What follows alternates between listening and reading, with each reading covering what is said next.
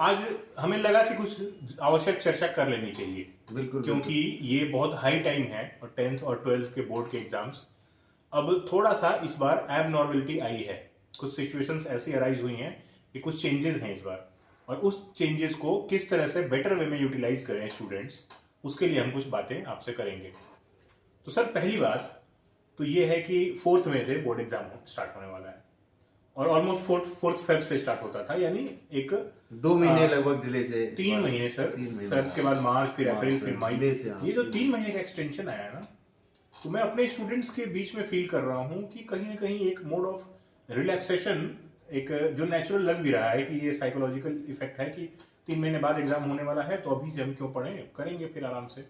कहीं ना कहीं सर ये चीज़ ना ये नेगेटिव जाएगी, और मुझे जो लगता है कि अब इस टाइम को कैसे बेस्ट वे में यूटिलाइज किया जाए, इसके लिए बच्चों को कुछ बताना आज जरूरी है।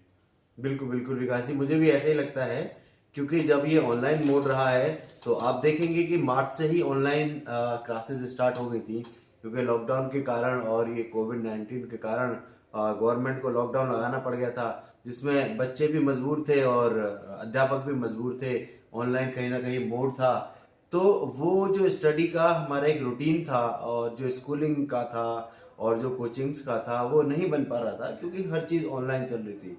ऑनलाइन के चलते ना तो क्लास ही प्रॉपर चल पा रही थी, उसमें कनेक्टिविटी की भी इशू रहते थे। उसमें आपको देखा होगा कुछ जगह बच्चे के पास स्मार्टफोन नहीं है या लैपटॉप नहीं है, वो और भी एक कारण जैसे था। हम तो दिल्ली एनसीआर में हैं, यहाँ सब कुछ फैसिलिटीज हैं, पेरेंट्स भी इतने अवेयर हैं कि जो उपलब्ध करा देते हैं बिल्कुल सुविधाओं को। बिल्कुल बिल्कुल लेकिन दूर जब जाएंगे हम गांव में, तो वहाँ पे बच्चों की पढ़ाई ऑलमोस्ट नील है। नील है, कई हाँ, जगह मैं बिल्कुल। देख रहा हूँ।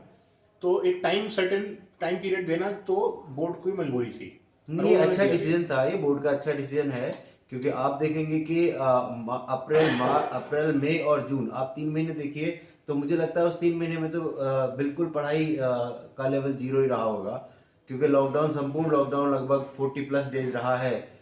तो उसमें तो पढ़ाई बिल्कुल आप ये मानिए कि ना के बराबर ही रही है। तो ये एक बोर्ड का मजबूरी भी था कि हम तो इसको। अब सर ये बात हमें करनी है कि अब ये जो टाइम स्टार्ट हो रहा है, आज 2 फरवरी है, बोर्ड आज रिलीज कर देगा अपनी डेट शीट भी, तो यहाँ से लेकर अगला 3 महीना, ये 3 महीना बच्चों की क्या स्ट्रेटजी हो। इस बीच में बच्चे वो होंगे जिनकी पढ़ाई, जैसे हमारे यहाँ जो बच्चे हैं या जो बच्चे अवेयर थे, जिनके पेरेंट्स अवेयर थे, जिन्होंने फैसिलिटीज दे दी, उनकी पढ़ाई ऑलमोस्ट फिनिश हो चुकी है। बिल्कुल वो बच्चे रिलैक्स मोड में आ रहे हैं। जिन्होंने नहीं पढ़ाई स्टार्ट की होगी, कहीं और के बच्चे होंगे जहाँ पर फैसिलिटीज नहीं है या नेटवर्क इश्यूज, तो वो बच्चे अब थोड़ा पढ़ना स्टार्ट कर रहे होंगे। स्कूल्स भी ऑफलाइन अब होने लगे हैं। तो सर अब इन बच्चों को ये क्या आप मैसेज देंगे कि इस टाइम को अब कैसे यूटिलाइज करें, जिन बच्चों ने अभी तक की वो पढ़ाई कर रखी है। बिल्कुल बिल्कुल, देखिए विकास जी, मेरा मानना है कि जब तक बच्चा एक अपने रूटीन में आके पढ़ना स्टार्ट नहीं करेगा, तब तक वो अच्छा स्कोर नहीं कर सकता है। Exactly. उसको अच्छा स्कोर करने के लिए अब इतना पीक टाइम है कि हमें उस बच्चे को, बच्चे के साथ साथ पेरेंट्स को, अध्यापकों को, तीनों को ही एक अपना बेस्ट देना अनिवार्य हो गया है। क्योंकि अभी केवल ये मानिए कि अब तो फरवरी लगभग स्टार्ट हो गया है, तो फरवरी, मार्च, अप्रैल 3 महीने बच्चे के पास है। 4th में से तो एग्जाम स्टार्ट है ही है। तो अब 3 महीने में हमें सारे सिलेबस को रिवाइज करना है, और इस लेवल पे रिवाइज करना है कि हम कहीं ना कहीं जहाँ लैग कर रहे हों, जहाँ पे जो हमारी त्रुटियां हों या गलतियां हों, जहाँ पे हमें लगता है कि वो हमारे वीक एरियाज हैं या वो हमारे ब्लैक स्पॉट्स हैं, उनको हम जल्दी से जल्दी रिकवर कर सकें और एक अपना प्लान बनाएं, स्ट्रेटेजी बनाएं, जिस स्ट्रेटेजी के अकॉर्डिंग हम जल्दी से जल्दी सिलेबस को कवर कर सकें। और कुछ प्री बोर्ड टाइप के जो हमारे पेपर्स होते हैं, जैसे हम अपने रेगुलर हर वीक पेपर्स कराते हैं, हम लोग एग्जाम कराते हैं, जो 3 घंटे वाला एग्जाम होता है, कहीं ना कहीं वो प्रेशर रिलीज करता है। तो प्रैक्टिस पेपर्स की वह हेल्प से बच्चे का प्रेशर भी रिलीज होगा, उसको वैरायटी ऑफ क्वेश्चंस भी मिलेंगे जो ऑनलाइन में नहीं कर पा रहा था बच्चा। तो वो सेंटर्स पे जाए, स्कूल्स में जाए और जाके वो 3 घंटे वाले प्रैक्टिस पेपर्स करे, जिसकी हेल्प से उसका मोटिवेशन भी मिलेगा और वो अच्छा स्कोर कर सकता है। यानी सर अगर देखा जाए तो बोर्ड ने आपको इस बार इतना फैसिलिटेट जरूर कर दिया है कि अगर आप इसको यूटिलाइज कर लेते हैं तो आपकी प्रिपरेशन परफेक्शन की तरफ जा सकती है। और जितना ज्यादा एक्सपेक्टेशन है आपसे एज ए स्टूडेंट किसी बच्चे से, वो और ज्यादा बेटर कर सकता है, अच्छा कर सकता है। बिल्कुल। और सर इस बार बोर्ड ने एक काम और किया है कि आपका कुछ सिलेक्टेड टॉपिक्स जो है वो डिलीट कर दिए हैं। और वो तो कह रहे हैं कि 30% टॉपिक्स, पर मुझे नहीं लगता 30%, लेकिन ठीक ठीक है, कुछ पोर्शन डिलीट कर दिया है, बिल्कुल। और अब एग्जाम्स में ऑप्शंस भी ज्यादा देंगे। तो अब बच्चों में एक ये कंफ्यूजन चल रहा है, या बच्चे भी एक कंफर्ट जोन को फील कर रहे हैं कि अब हमें बहुत कम पढ़ना है। तो ये सर आप कैसे बच्चों को बताएंगे कि वो बच्चे क्या कम पढ़ना शुरू कर दे क्या, क्योंकि सिलेबस छोटा हो गया? नहीं नहीं नहीं, ये कम पढ़ने वाला तो सवाल ही नहीं उठता है, क्योंकि बोर्ड ने ऐसा नहीं कहा है कि कम पढ़ना शुरू कर दो, या उसने कहा है सेलेक्टेड टॉपिक्स को आप ना पढ़ें क्योंकि वो पार्ट ऑफ बोर्ड नहीं होंगे। लेकिन ऐसा भी नहीं है कि वो पार्ट ऑफ आपकी आप यदि जेई की तरफ जाएं या आप किसी कंपटीशन एग्जामिनेशन की तरफ जाएं कि उसमें से नहीं है, उसमें से रिमूव कुछ भी नहीं किया गया है। ये तो केवल बोर्ड का पार्ट था जो हमने। तो विकास जी, इस चर्चा को आगे बढ़ाते हुए आप थोड़ा अपना सजेशन दीजिए कि किस तरह से एक बच्चा अच्छा स्कोर करे, 90+ स्कोर करे वो, क्योंकि अभी आपको पता है स्कोर करना एक बहुत बड़ा टास्क चैलेंज हो गया है और कंपटीशन का जमाना है। तो यदि बच्चा अच्छा स्कोर नहीं करेगा तो वो कहीं ना कहीं लैग कर सकता है। तो आप क्या मानते हैं आप उसमें? देखिए सर, इसमें 2-3 बातें हैं। एक तो ये है कि गवर्नमेंट भी कह रही है न्यू एजुकेशन पॉलिसी में कि रोट लर्निंग से बच्चों को दूर रखना है और बच्चे के कंसेप्ट की अंडरस्टैंडिंग पे जोर देना है। बिल्कुल। लेकिन एक दूसरा फैक्ट ये है कि एज ऑफ नाउ, अभी जो वर्तमान स्थिति है, इसमें परसेंटेज तो आपको लाना ही है, आप बच नहीं सकते। और परसेंटेज लाना, मैं आपको बता दूं कि आप तो सर फील कर पा रहे होंगे इस बात को, मेरी बात से सहमत होंगे कि 90% स्कोर करना आज की डेट में 10th और 12th बोर्ड में नॉट अ बिग टास्क। बिल्कुल। ये कोई भी बड़ा काम नहीं है कि आपने कोई आश्चर्यजनक काम कर दिया है। लेकिन क्या होता है सर, बच्चों के अंदर ना कॉन्फिडेंस नहीं रहता। वो सोचते हैं कि मैं पता नहीं एवरेज स्टूडेंट हूँ, मैं कर पाऊंगा नहीं कर पाऊंगा, डर लगा रहता है, बोर्ड का एग्जाम है, ऐसा हुआ बना दिया जाता है। बच्चे के अंदर ये बात भरी जाए कि ये भी एक आपके नॉर्मल एग्जाम की तरह है, आपको पैनिक नहीं लेना बिल्कुल भी। आप पैनिक मत करो, आप सीधा सा जा तैयारी, लेकिन आप परफेक्ट रखो, और जितनी ज्यादा आपकी प्रिपरेशन होगी आपका पैनिक उतना कम होगा। परफेक्शन होगा तो पैनिक कम हो जाएगा। अब इन छोटी छोटी बातों पर बच्चों को ध्यान रखना है। एक नंबर 1 कुछ पॉइंट्स मैं बोल रहा हूं। पहला तो आप एनसीईआरटी पर परफेक्शन बनाओ। आप कोई भी सब्जेक्ट हो, सोशल साइंस हो, साइंस हो, आपका इंग्लिश हो, मैथमेटिक्स हो, आप एनसीईआरटी को पूरी तरह से परफेक्ट करके तैयार रखो, क्योंकि इस बार का बोर्ड एनसीईआरटी के ऊपर बेस्ड होने वाला है, उसके बियॉन्ड शायद नहीं जाए। उसकी एक्सरसाइज भी मुझे लगता है कि सारे क्वेश्चन उसके एक्सरसाइज की पूरी एनसीईआरटी, उसके थ्योरी एंड एक्सरसाइज बोथ। और इसके बाद दूसरी बात है कि अब जैसे मैं फिजिक्स की बात करूं, तो फिजिक्स में क्या है, आप जितने भी टर्म्स हैं उन टर्म्स की डेफिनेशंस, जितने भी फिजिकल क्वांटिटीज हैं उनकी डेफिनेशंस, जितने फंडामेंटल लॉज हैं उन लॉज के स्टेटमेंट्स। और एक बात और होती है यहाँ पर कि हम चीजों को समझ लेते हैं, अंडरस्टैंडिंग होती है। लेकिन कई बार क्या होता है, ये जो बच्चे ब्रिलियंट होते हैं ना, उन बच्चों के साथ एक प्रॉब्लम आती है कि बच्चा ना समझ गया चीजों को, ही अंडरस्टैंड्स वेल, लेकिन उसको लिखने में ना वो अपने वर्ड्स बनाने लगता है, प्रेजेंटेशन नहीं कर पा रहा, उसका नहीं कर पा रहा है, या फिर वो अपने वर्ड्स उसमें एक्सप्लेन करने लगता है, और कहीं ना कहीं वो नेगेटिव चला जाता है।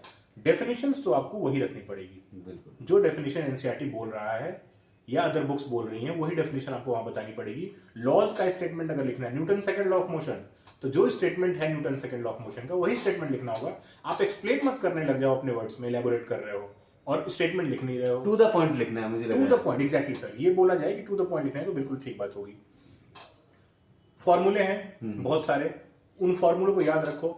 फॉर्मूलों को याद रखने में एक प्रॉब्लम यहाँ पे आती है कि फॉर्मूले में क्या क्या टर्म्स यूज हो रहे हैं, वो किसको रिप्रेजेंट कर रहे हैं, बिल्कुल, वो किसके लिए है, वो भी पता होना चाहिए। यानी फॉर्मूले के पीछे का बैकग्राउंड, वो फॉर्मूला कहाँ से आया, और ये फॉर्मूले में जो यूज हो रही है टर्म्स, वो टर्म्स क्या क्या है, बिल्कुल, राइट।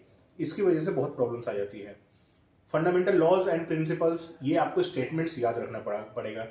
डायग्राम्स को लेकर आप प्रिपेयर रहो। हाँ, बच्चे डायग्राम में बहुत गलतियां करते हैं। जिस क्वेश्चन में डायग्राम बन सकता है उसमें बना दो। बिल्कुल बिल्कुल, डायग्राम्स जिन क्वेश्चन में बन सकता है उसमें बना दो। कई बार हमने देखा है कि अगर बच्चे का क्वेश्चन 2 मार्क्स का है तो वो सोचता है कि सर हमने 4 लाइंस लिख दिया, और सर इससे ज्यादा लेंदी आंसर ठीक रहेगा क्या।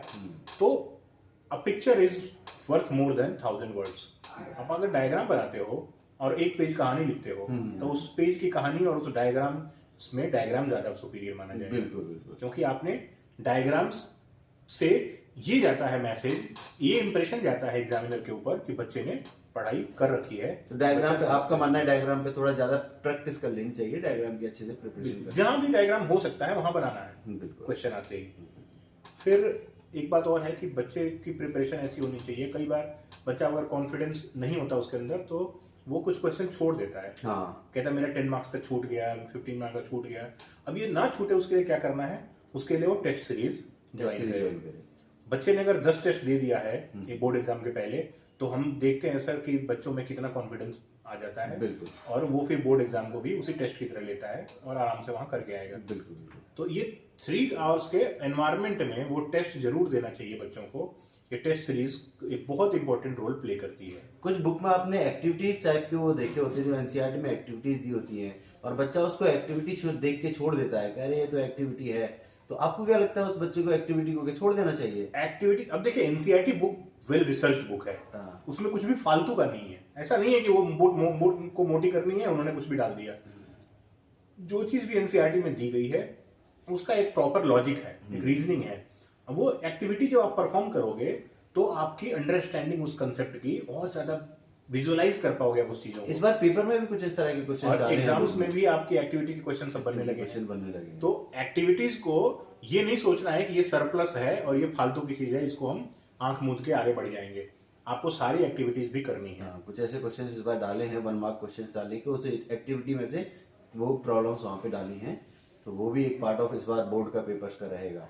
सर 12th क्लास में ना एक बात ये चल रही थी, एक्चुअली मैंने खुद सुना था, जो हमारे एजुकेशन मिनिस्टर साहब हैं उनसे किसी बच्चे ने सवाल किया कि सिलेबस रिड्यूस कर दिया आपने सीबीएसई का, जेई के सिलेबस का क्या होगा?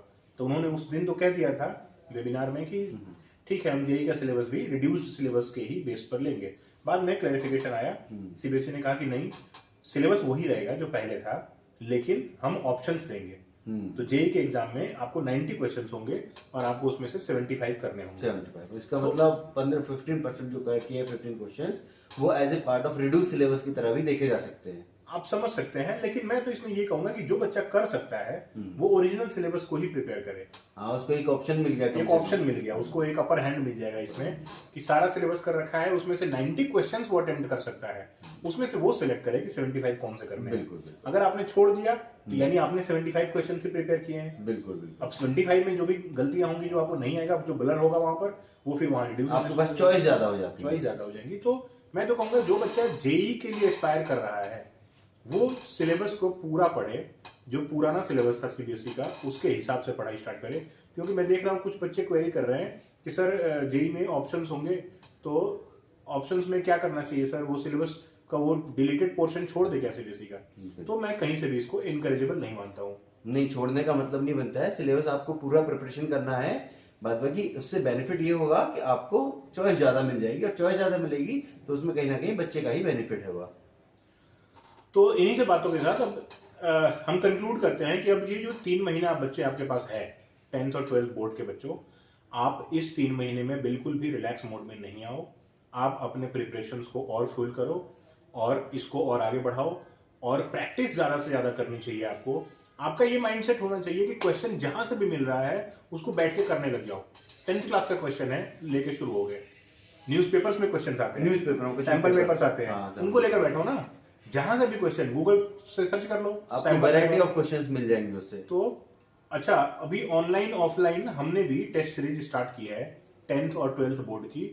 और आप जो भी वीडियो देख रहे होंगे, अगर किसी को लगता है कि वो करना चाहिए ज्वाइन, तो ऑनलाइन मोड भी अवेलेबल है, वो आप हमारा टेस्ट सीरीज भी ज्वाइन कर सकते हो। हम उसकी डिटेल्स बाद में बता देंगे। तो लेकिन अभी मेन हमारा मकसद ये है आज वीडियो बनाने का कि आप बिल्कुल भी रिलैक्स मोड में मत आओ। आप अपनी प्रिपरेशंस को होल्ड मत करो, आप इसको जारी रखो और अब स्पीड अप करो उसको और ज्यादा। क्योंकि जैसे जैसे टाइम बीतेगा ना, फेब बीत जाएगा तो मार्च अप्रैल 2 महीना दिखेगा, फिर वो टाइम उल्टी गिनती स्टार्ट हो जाएगी और आपके दिमाग पर प्रेशर बनना शुरू हो जाएगा। And we all know that under pressure of time our mind stops working. फिर हमारे समझ में नहीं आएगा कि क्या चल रहा है, सब कुछ हौच पौच हो जाएगा और हम पैनिक सिचुएशन में आ जाएंगे। तो अभी टाइम है, अभी इस टाइम को हम यूटिलाइज कर लें तो हमारी परफेक्शन आ जाएगी प्रिपरेशंस की, और हम जितना एस्पायर कर सकते हैं उससे कहीं ज्यादा स्कोर अच्छा कर सकते हैं, सफल होंगे। मैं पेरेंट्स को भी कहना चाहूंगा कि पेरेंट्स भी थोड़ा बच्चों का मोटिवेशन करें और बच्चों के साथ थोड़ा टाइम स्पेंड करें, उनकी पढ़ाई को लेके केवल बच्चों के ऊपर ही ना छोड़ दें, आपका भी उतना ही रिस्पॉन्सिबिलिटी है। बच्चे के साथ थोड़ा टाइम स्पेयर करें, उसका पैनिक रिलीज करें, उसका प्रेशर रिलीज करें, उसको मोटिवेट करें टाइम टू टाइम, क्योंकि अब टाइम बहुत कम है। उस टाइम को यूटिलाइज करते हुए, उस टाइम को प्रॉपर शेड्यूलिंग करते हुए आप अच्छे से प्रिपरेशन करें। बहुत बहुत धन्यवाद। धन्यवाद, नमस्कार।